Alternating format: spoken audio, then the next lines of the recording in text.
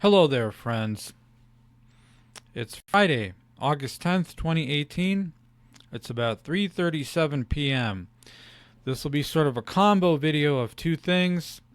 One about a decision that I made, and also sort of an interview, answering some questions. I was supposed to do these with, let me make sure I get the order of the names correct. Monday, FA Monday. I keep wanting to say it the FA Monday FA for some reason, so I'll just call him Monday. If you're familiar with his channel, I've talked about it a little bit before.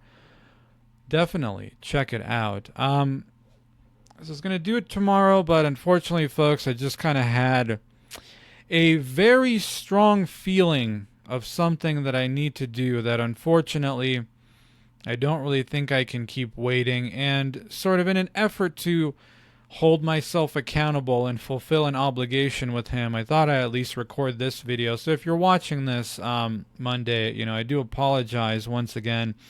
So hopefully, for what it's worth, this'll count for something, right? I'm sorry that it didn't quite happen in the way you were kind of intending it. So basically, folks, I've kind of decided that it would probably be for the best for me to kind of just step back for a while and take a break. I'm not quitting. I'm not giving up. I'm not feeling sorry for myself. I'm not this or that. I just think that it would probably be a very good idea to just step back and take a break from all of this. I'm thinking for probably the remainder of the year, honestly. So, and this isn't a new thought, so don't think that, oh, well, it's just this recent whatever thing. Are you now just cutting and running or something like that? No, this is actually a thought that I've had for some time. I always thought it'd be nice to just like disappear for a while, work on yourself, and come back and show that, like, hey, man, look at all this progress I made. I remember when I was taking Aspiring Champions Challenge, which I, very sadly failed. I thought to myself, what if I just extended this to the rest of the year, like he talked about, too, that maybe it'd be a good idea. He was even telling me maybe it'd be a good idea to just kind of take a break for a while. Like an extended social media fast. So this is nothing new, folks, but the recent happenings, was just sort of a reminder for me, I think. Another very strong reminder that this is probably, in fact, the right thing to do. What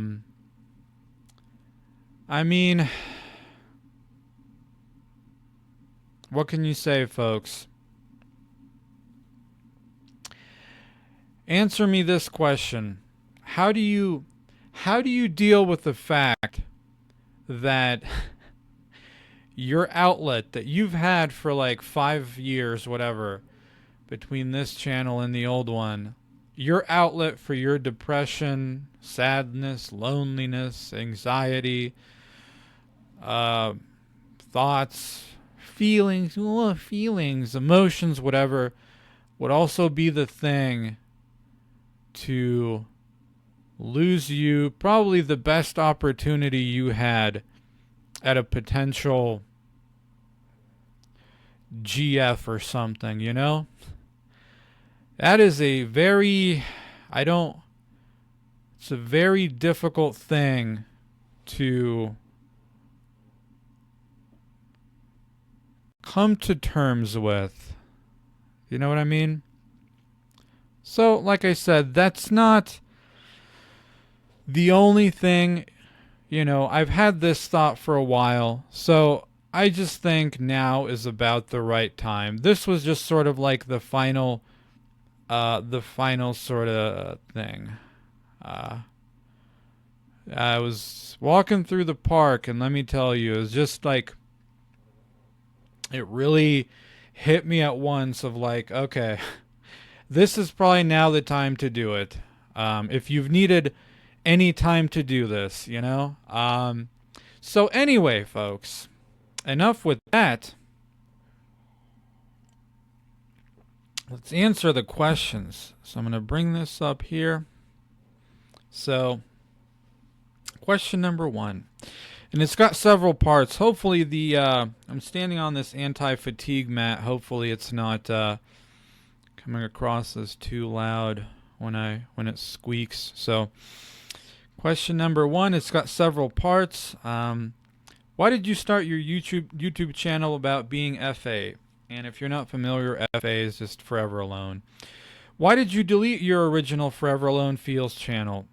Why did you come back to YouTube? So basically, I started the Forever Alone Feels channel. It was August 2013. I'd kind of been working, you know, it was like you've been working at the same place, doing the same stuff for a long time. You have that, you know, you're in your late 20s. It's just like, what am I doing with my life, right? Having a very big existential crisis. And you just kind of look around and you're like, wow, there are people making a living playing video games on the internet. Like, well, shit, man, if they can do that, why can't I do something? You know, not necessarily what they do, but just, you know, something, you know, you kind of have that maybe naive hopefulness of like, wow, well, if that's possible, like, what can I do, you know? And I had actually wanted to get on YouTube for a number of years, which is one of my big regrets, because I'm sure if I started YouTube earlier than I did, you know, when I would have got in, when there was a lot less people on it, who knows what would have happened, right? So I was very much, I loved the angry video game nerd videos. And that was basically like my inspiration. I even bought some dumb props and stuff. I was going to be like the game troll or something. I don't know. It would have been pretty awful. I mean, I still wish I went through with it because, you know, it's all like a learning experience, but whatever. I didn't do anything until 2013. So, Forever Alone Feels, I mean, the name should hopefully be pretty obvious of why I picked that. I was posting on the bodybuilding misc section.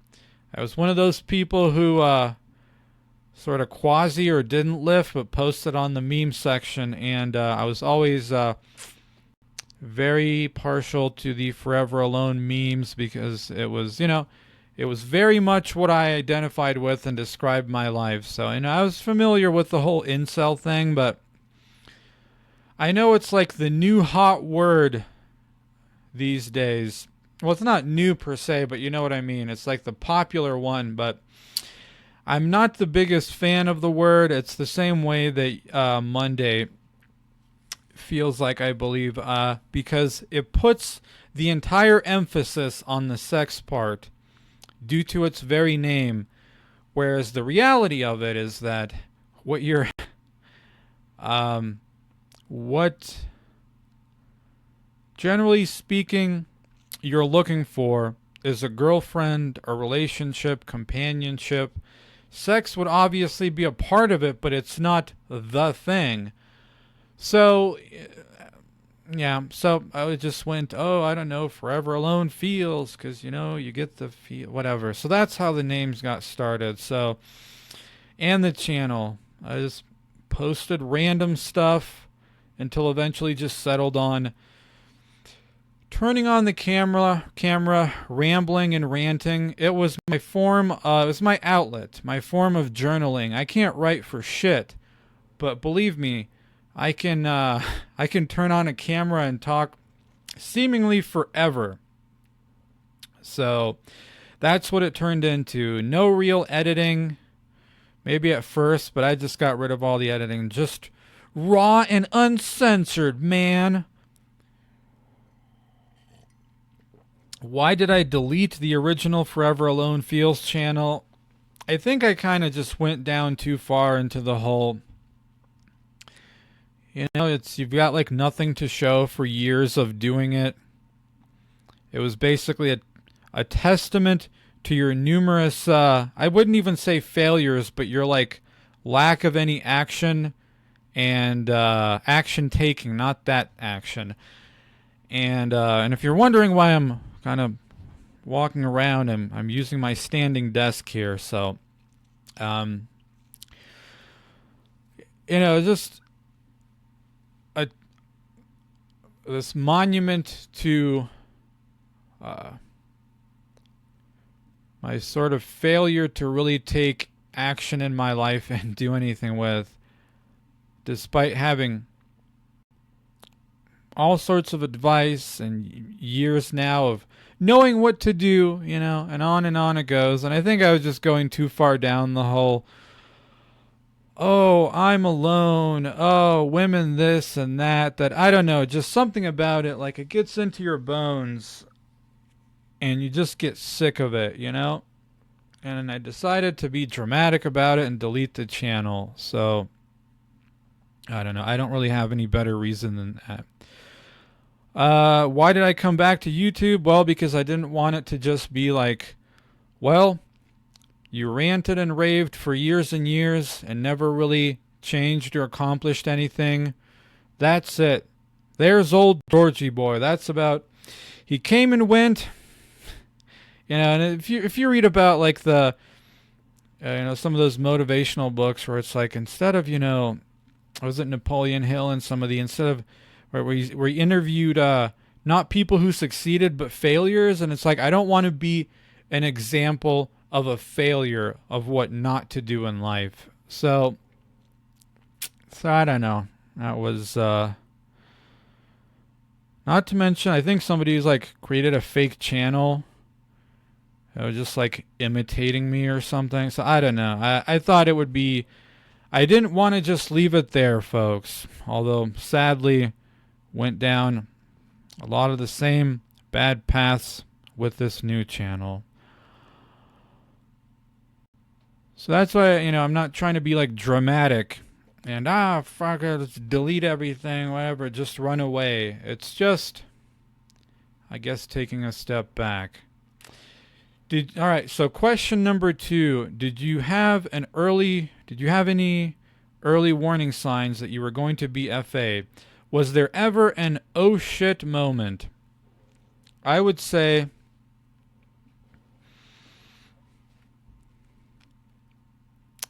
about the early thought that I had, that would be close to that. In the moment, looking back now, I can tell you what happened. But in the moment then, I don't know, just being in high school, and I just had this feeling. I wouldn't say it was an oh shit moment, but it was just a feeling that life would not go normally for me. I don't know why I had that premonition, that feeling, but it was difficult to describe just what was it specifically, but just a feeling that you get, that you just sort of knew something deep inside. Sounds like the start of a song or something. But it was just a very strong feeling that I had. I didn't know why that life would not go normally for me, so to speak. Looking back at it now, I can tell you exactly what probably caused it. Having the time to examine the past. Basically, I'm not originally from this country. I was born in Eastern Europe. We moved here in mid-90s or something. I had, we lived near my cousin, and there was a bunch of kids in the neighborhood, and I had a whole bunch of friends. So it wasn't like you moved to a new country and that, you don't have any friends, none of this. I picked up the language being young very fast and made friends. So everything was fine, and on track. Sometime in middle school, we actually ended up moving. My parents started making money and stuff like that. So it's kind of like, all right, none of this, like, let's buy a little place, a little condo, and get out of this like living in an apartment thing. So we moved, and the problem is that that neighborhood that we moved to basically didn't have any kids. I don't think I ever saw any kids, and it was far enough away that it wasn't like, oh, why don't you just go walk back to the old neighborhood? Like, no, none of that. So I never saw any kids around where we moved. So naturally, as you can imagine, what happens is I wasn't a very active person because of that. So I just kind of shut in. I shut in and played video games. When we got the internet, I was on the internet, and then when MMOs became a thing, I just played like EverQuest and stuff like that. So because of that, you weren't hanging out with kids outside of school, and you were more shut in. And so I think what happened is that some of it's not so much social skills, but my shyness and reservedness and introversion really grew. So while I had friends in middle school and high school, I never did anything with them outside of school. And not having anybody around you, caused you to shut in. So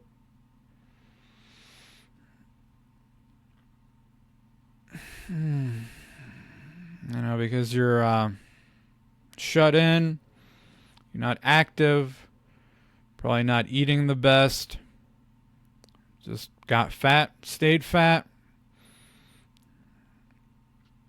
Your social anxiety grew. And after the other part of it then is that, well, I had friends in high school, didn't really have like direct female friends too. So it was just like a couple of dude friends, and like they maybe knew some girls and stuff like that. But when I went to college, I went to kind of one of those different types of colleges where it's got like different age ranges. So I went to now, it was you're no longer like going to school with people your age. It's now some people around your age and a lot of like older people. So, and I didn't go to any school that any of my friends did. So it's now like even further removed from anybody you may have known. And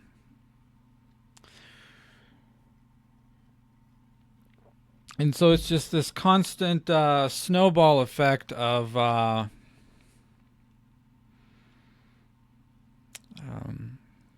growing social anxiety, not having anyone around you to hang out with. Because of some of the anxieties, I never really took to driving. I didn't get a car until I was 27. So it was all just a big combination of stuff that, I didn't start overcoming until much later in life. The problem, though, is that overcoming things much later in life is that you are surrounded by people who are established in their social circles and lives, and you're sort of like you're no longer in an age where you're sort of growing with other people and learning and stuff like that, so it's much harder. So I think that's basically what sort of happened, is that we moved in middle school. I no longer had friends that I hung out with. IRL, whatever, even though, I had the school friends, but one's actually in the neighborhood around you. So you become shut in, play video games, just not really talk to people. So I think just that is what snowballed and led to me being who I am in my situation. I know I'm sort of going off on a tangent here, so you'll have to forgive me, but essentially, and I had this realization earlier this year, I think in May, where I think what generally causes FA is the lack of the right social circle at the right time. And when this became very obvious to me, I said, it was sometime in May, towards the end of May. I was at work, saw a bunch of these like high schoolers hanging out with each other, and more high schoolers would walk in and stop by and talk to these other ones and say hello. And it was like this sort of relatively mixed group of guys and girls. And I remember these couple of girls walked in. One of them was just this really gorgeous girl who went and sat with this dude. And I was just sort of like observing the situation and wondering if this kid appreciated what was happening right now, that it's the end of the school year, summer's about to start. He's adjusted well enough that he's got this large group of friends, direct and indirect. He's got this gorgeous girl in his lap. And do you think he appreciates that at all? And yeah, and it was sort of like, this sort of skinny kid that's sort of hunched over. This was not Alpha Chad, Mr. Personality, just kind of somewhat goofy, and yet had this good looking of a girl with him. Is like, well, I guess it makes sense when you take a look at how many people were just kind of, this like observing the social circle there, that it's like, obviously it's no surprise that this person would meet that person and blah blah blah. And so I think, so basically my hypothesis is the right social circle at the right time. By the right social circle, what I'm talking about is that it has to be a good combination of men to women. If you hang out with like 50 neckbeards playing Magic the Gathering, okay, you've got a large group of friends that you play board games with or something, but they're all just like dudes, and that's it. It's probably not going to lead to you finding someone unless you get, lucky some other way. So, and that, the right social circle, like I said, that's got to have a good mixture of men and women, boys and girls, whatever. And at the right time, I'm talking about sort of late middle school, high school, college, and maybe you're like early mid-20s. That sort of period of time when everybody is sort of growing and still being, still establishing their lives and stuff like that. Because once you sort of cross the threshold, and I think that's sort of your mid-20s, at that point, people become established in their lives with their friends, etc. And it becomes much harder to, it's not impossible, it's not that you shouldn't try, but you sort of become you're not really part of the group per se, even though you might be, if an opportunity like that arises. That's not to say it couldn't happen, but like I said, it gets much, much harder. You're now sort of like you're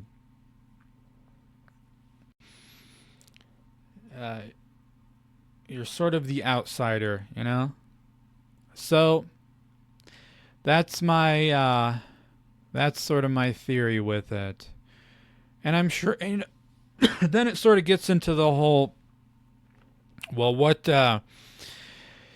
is it about you that causes you to not have the social circle? And I think it's a combination of both personal failings and things outside of yourself. Because you could very much be all right, let's say your parents, your dad got a good job somewhere far away, and you moved and lost all your friends, this and that. I mean, obviously that would affect you. So stuff like that. So I think it's, um, how much of it is thanks to you, how much of it is things outside of yourself. And I mean, obviously, I don't have to tell you about this. So the general decline of the relationship between men and women in the modern day age, but that's it's not for me to get into. So I know that was a very long-winded answering of that question. So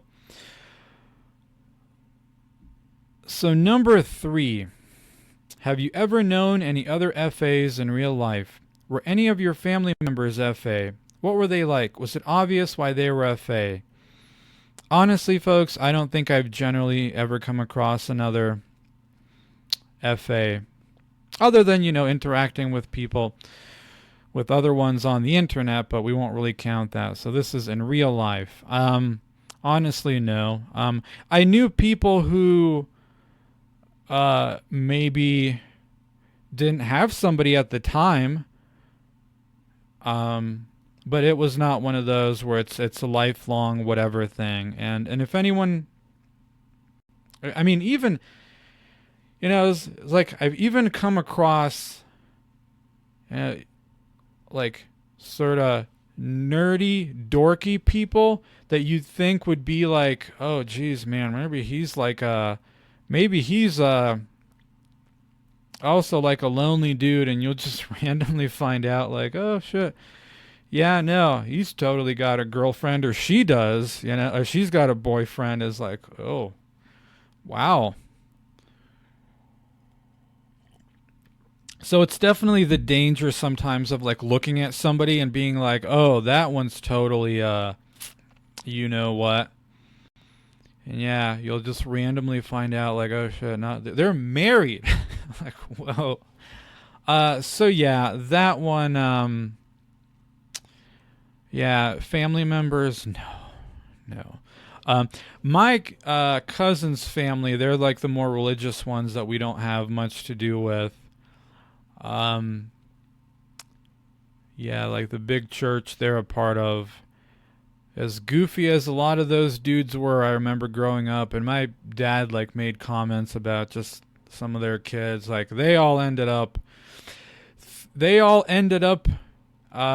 finding people and getting married through the sheer power of that social circle of the church. Once again, going back to like the right social circle of the, it was just like some very goofy fuckers. I hate to judge, man. I'm not going to judge, but I just remember looking back at how some of them, and like, no, man, they all still found, they all still got girlfriends and got married and all that stuff. So, yeah. So question number 4. What was life like with your family? Do you think that has contributed to you being FA? So, well, I still live with my parents, and you could argue, are they babying you? They sort of allow you to stay in the house, and that forces you to not grow up or something like that. I don't really know, folks. I don't really know. Or you could say that you're such a late bloomer of sorts that maybe it's for the best that they were sort of putting up with you for as long as they are while you figure your shit out. It's good, You have arguments here and there, blah, blah, blah, disagreements, but, there was never any abuse other than just my dad's temper here and there, but it was never that point where he was, like, hitting me or my mom or anything like that. So it was basically fine, folks. About the only thing I will say is that they probably could have been a little bit more active in my life earlier on and not allowed me to indulge in my shitty habits, It was like, hey, it's summer, why don't you get a job or something rather than playing video games or something like that. So you know, that's about, I'm not going to call it a critique or anything, but if I could look back and say, what I wish mom and dad did was something like that. I'm sure that their thought process was, well, at least he's home and safe and he's not out in trouble or something like that. While not really realizing, yeah, but I also wasn't really like growing as a person other than maybe my fucking belly. So that's about it. So, question. Sorry, I don't know. This dog out there keeps barking. Do you think question number 5, do you think being FA has had a negative impact on the rest of your life? Is being FA demotivational for other aspects of life? I believe so, yes, to both of those. I think that we are definitely hardwired to have companionship, relationships, interact with other people, especially in the romantic whatever sense. And this kind of goes back to this thought I've had, and I think it was Neat Messiah in some video. I don't know if he's still got any video up where he kind of mentions this. It's sort of this, it's this catch-22 sort of conundrum, sort of what came first, the chicken or the egg, what came first, the incel or the FA. Sorry, it's a little dumb joke. Where you need to, to get a partner, to get a GF, whatever, you need to work on yourself, right? You need to work on yourself and improve this and that. So that way, you get your GF, your companionship, whatever, and feel better and all that wonderful stuff, right? But at the same time, because you're lonely, you're depressed, you feel unmotivated, so it's sort of like hard to summon the willpower to put in that work to work on yourself. And I think it's especially really difficult when you've never had that romance, that companionship, that you're basically trying to find motivation from and for something that has never existed for you. That, I mean, I know obviously people have relationships, etc. I don't mean like it doesn't exist. I mean that it becomes such a foreign thing that it almost doesn't feel real, where it's like, yes, this is a thing that would be nice to experience, but I'm getting older and this is something I've never experienced. And I don't know, does that sort of make sense? I honestly believe that, having somebody in your life, at least for me, would be a very motivating thing where it sort of felt like you were working towards something that felt concrete, not this sort of far away thing of like, oh, I sure hope I find somebody someday, where it was sort of concrete and in your hands. And, with somebody else in your life, it was a very definite, like, it's not just all about me, something, you know what I mean? So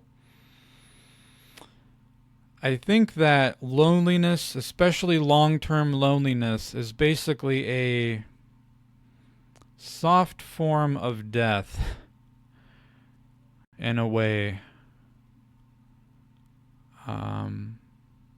And there is always the question, of,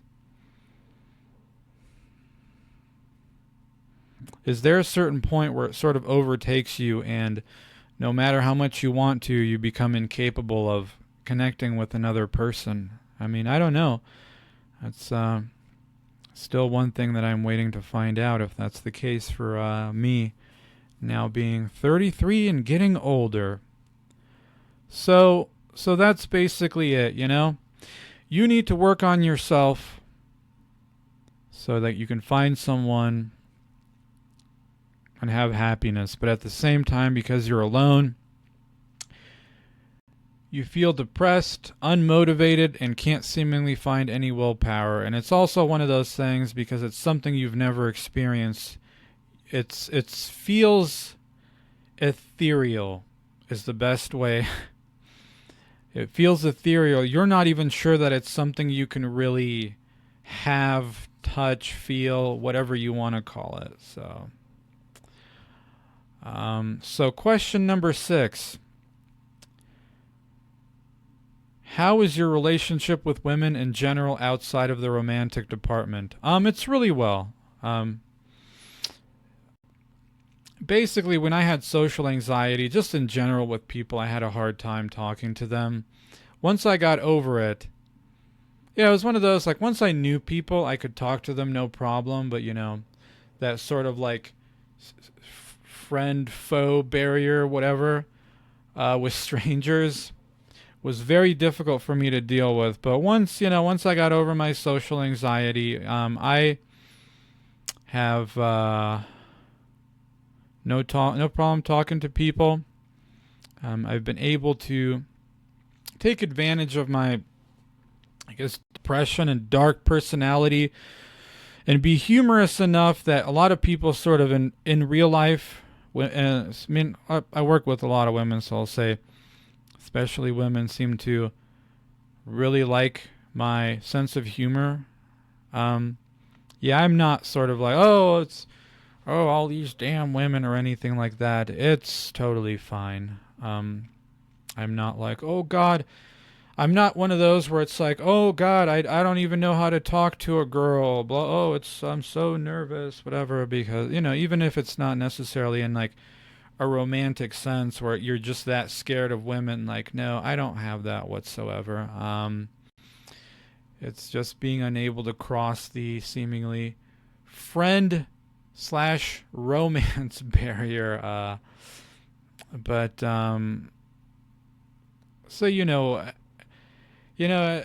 Maybe here and there I've been crude in some of the things that I said about women or this or that, but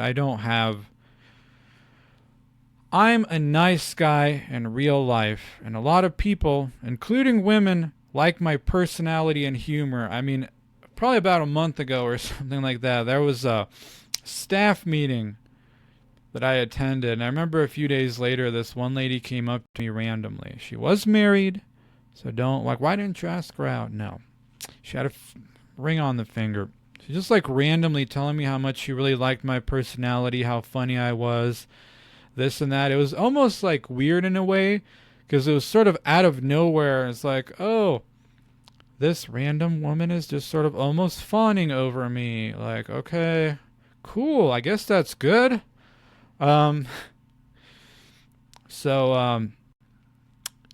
Yes, it's totally fine. Like I said, the problem is crossing into the romantic part of it for me. So question number 7. What do you think makes you FA? I ask because I'm sure we've all known guys in IRL who were raging losers and yet had no problems with women. That is a fantastic question. I think being a very late bloomer due to everything that I described makes me FA. And like I said, the problem is now, while you may be fixing things with yourself, and I'm pretty sure, Monday, you've kind of talked about something like this in your videos where, oh, that's good that you worked on this and that. Well, guess what? The people that you're around now, like I said, they are established in their lives. So yes, it's great. Oh, you made this and that woman laugh. Well, guess what? They're all married and taken. So you're now in a position to interact with people, but, or I should say in a condition, but in a bad position because you're no longer in that age and situation where a lot of them are single and growing and all that stuff. So, do I think my weight maybe contributes to it? Sure. And it's something I want to take care of, but at the same time, if you don't really have a social circle where to meet people, how big of a contributor it is, I don't know. I mean, I guess I can see later on how much it helps in terms of online dating and stuff like that, but in terms of people around you, meeting people in real life, not sort of on the internet and all that, like I said, you're fixing stuff about yourself that would have mattered a lot more maybe 10, 15 years ago. That's not to say that it's not good to do it now, obviously. You don't want to let festering problems in your life keep festering, but it's the sad reality. It's not, the black pill of getting older is not whether it's too late to change something. It's whether the thing that you change still really has much, if any, effect. It's not,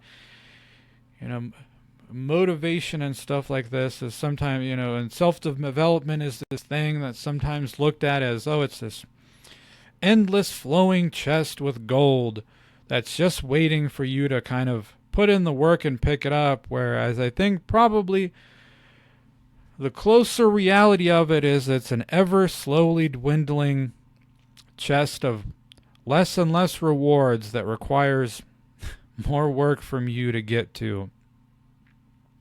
So, yeah, I can talk to women, but the ones that I'm around basically are all taken. So yeah, that's a tough one, We shall see. We shall see as other things get taken care of, whether it really matters or not, but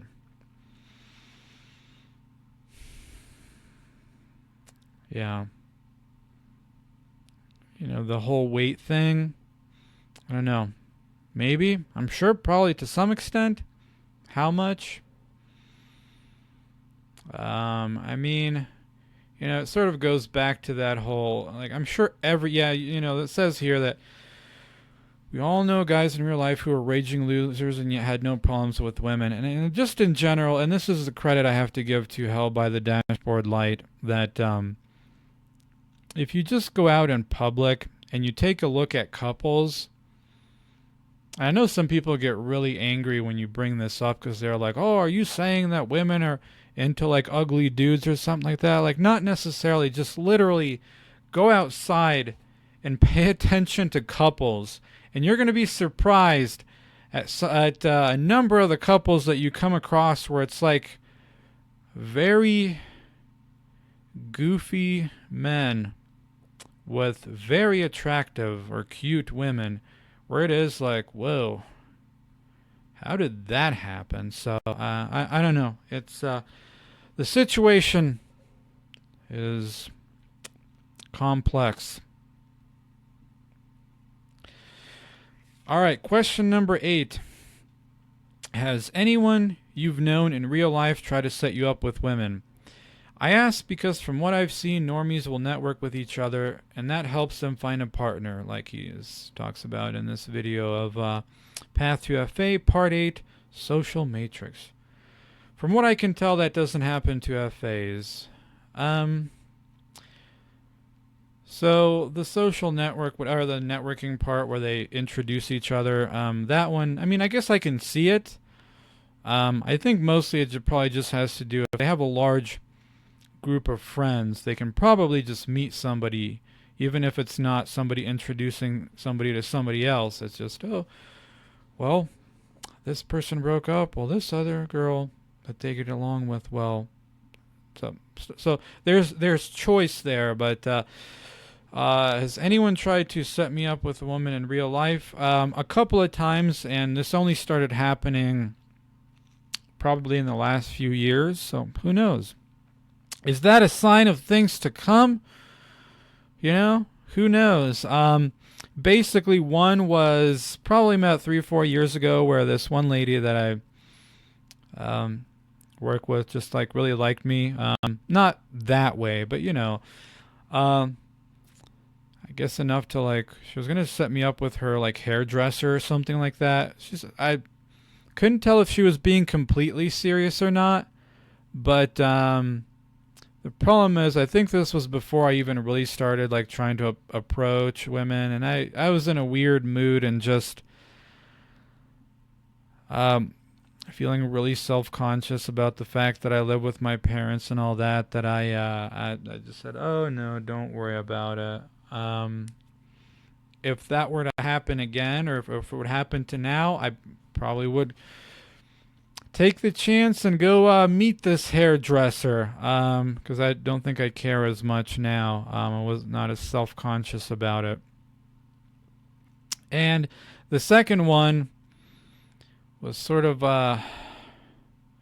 some acquaintances who were gently trying to be like, oh, she was asking about yours, just gently a couple of times tried to not directly be like, oh, she's interested in you or this, but just like talking about like, and she's single, The problem with this girl, there were three problems. The third one was was really the big one.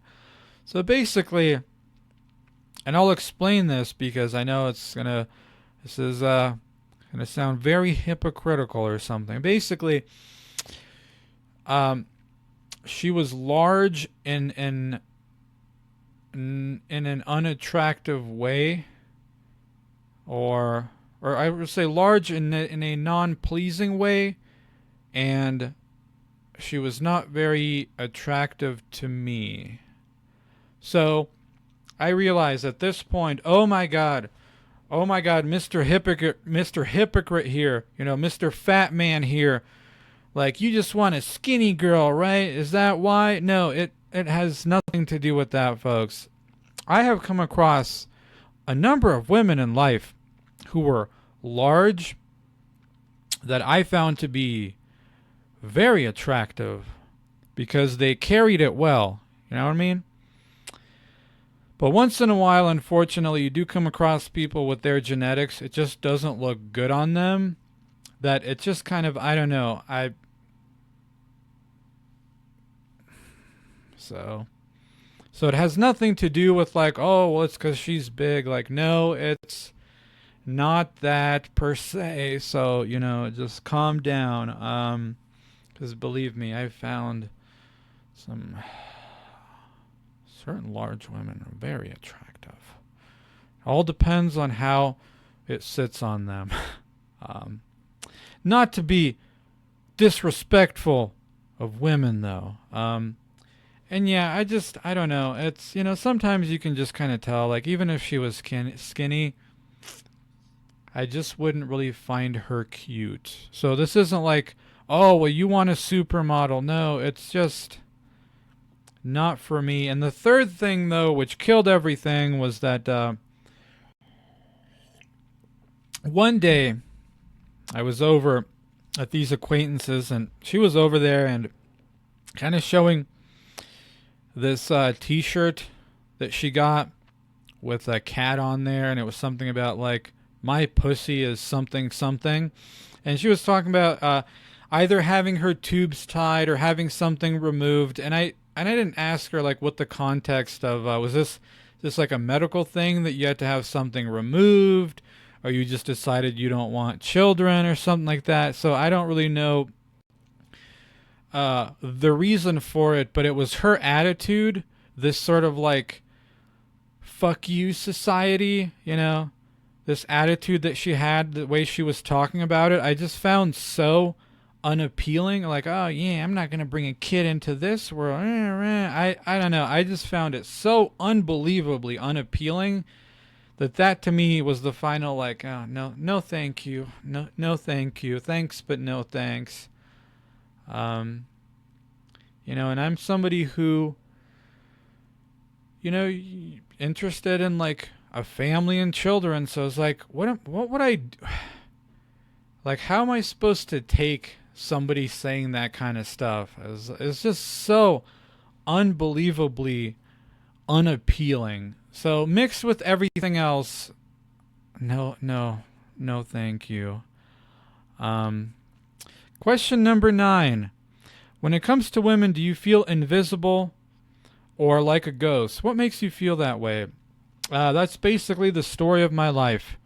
Feeling like a ghost. I could, growing up, going to school, I could basically fit in with any and every group. I was never really bullied. And it just sort of felt like you could hang out with anybody, but you weren't really a part of their group, is how that part of being a ghost continued on with my life. I guess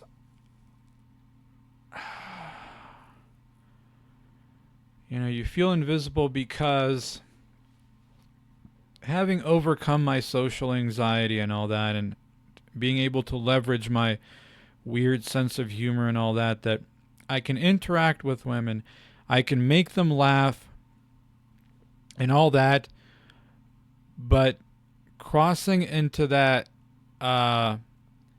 crossing the barrier between friend and like romance just seems to be nothing I can never ever really get past. So you never really know how you stand with women, because I've had somebody tell me of like, oh, this girl is really into you. It's like, really? I didn't really seem like it. Like, what are you getting? Like, what are you seeing that I'm not seeing? Oh, they really love your sense of humor and you're really funny. But it's just like, okay, well, this girl is just like talking to and smiling and laughing with everyone. Like, I'm not getting the, they're making it known to you, unless I'm just that blind, they're making it known to you that they're interested in you that way. So it just sort of feels like this.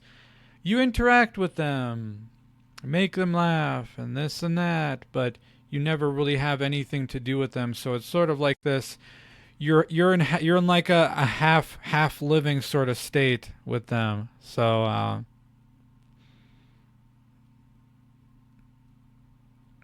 it's, you never really knows, what am I supposed to be looking for?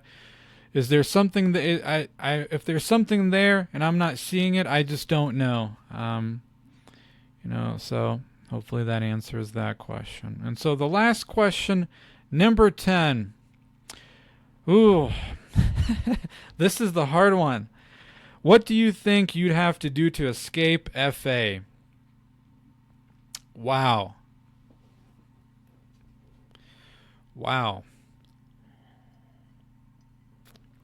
My honest answer is I don't know. I really, truly don't know. There are things that I know I need to work on that probably wouldn't hurt, but will they really matter in the end? Like I said, you're trying to work towards something that you've never experienced, that you just don't, they just sort of sound like words and it doesn't even feel real. I mean, getting in shape, sure. Moving out, sure. But when you don't have a social circle where to meet women from, what does it really matter? So it's sort of like, maybe it'll increase your chances on online dating. Who knows? But it's another one of like, it's basically like, well, don't play the lottery. Go play one of those like just scratch and sniff lottery tickets, and who knows? Like, maybe you'll win. Like, okay, maybe. So, and I mean, I guess until I've done it, what can I really say for certain? But there's no really guarantee of anything. So that's a very difficult question. I don't know. Like I said, I know stuff I need to work on, but I don't know in the end how much it will really matter and what it will really change. It's all still things that you want to do and try, but you're basically, tying everything back together. You're basically trying to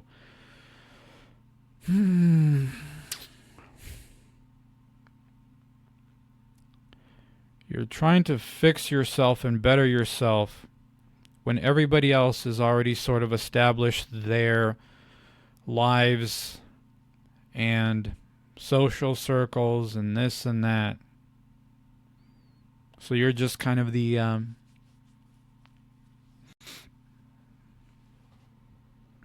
just the stranger sort of peeking in. I've definitely talked to, I just remember talking to this older Iranian guy that I see sometimes at work. He just kind of hangs out. I think he's a former math teacher or something. He takes care of his elderly mom who's got dementia now. I just kind of talked about how difficult it really is as you get older. And he sort of talks about going to numerous why don't you go to meetups, man? Go bowling, go kayaking, go this and that. And he just tried to, I talked to him about it, and he just told me, like, yeah, man, that stuff doesn't work.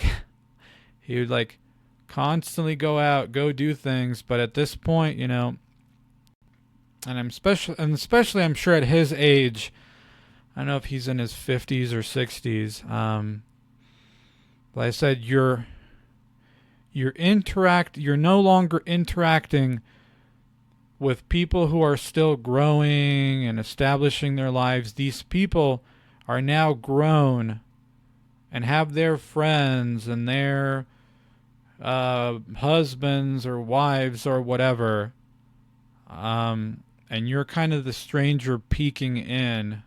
So it's kind of interesting to get a confirmation of that. And that's not to say that you shouldn't try, but it's a very, like, go play darts, go this, like, okay.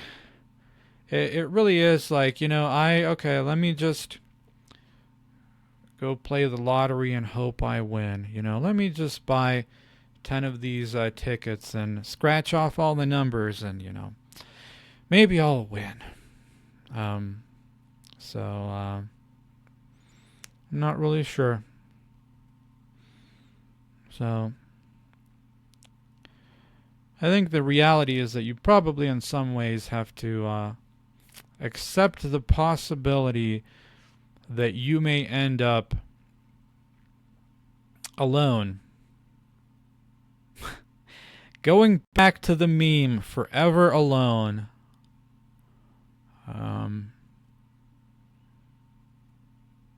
And it's not to say that you shouldn't try or that you shouldn't try to fix stuff about yourself. None of that, but it's just a very real possibility. So, yeah, I'm trying to think if there's anything else.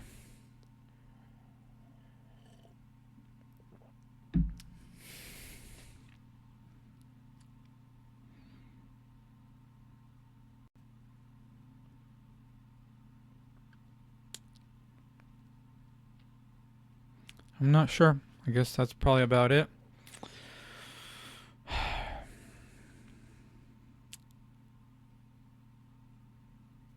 That's I guess all I have to say about it.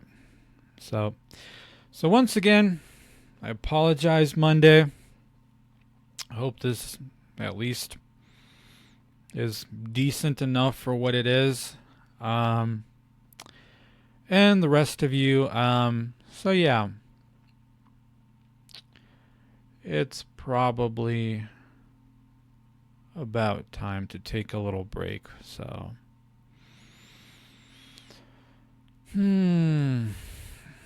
I'll see you folks sometime later. I'm sure you'll be fine without me. Bye-bye.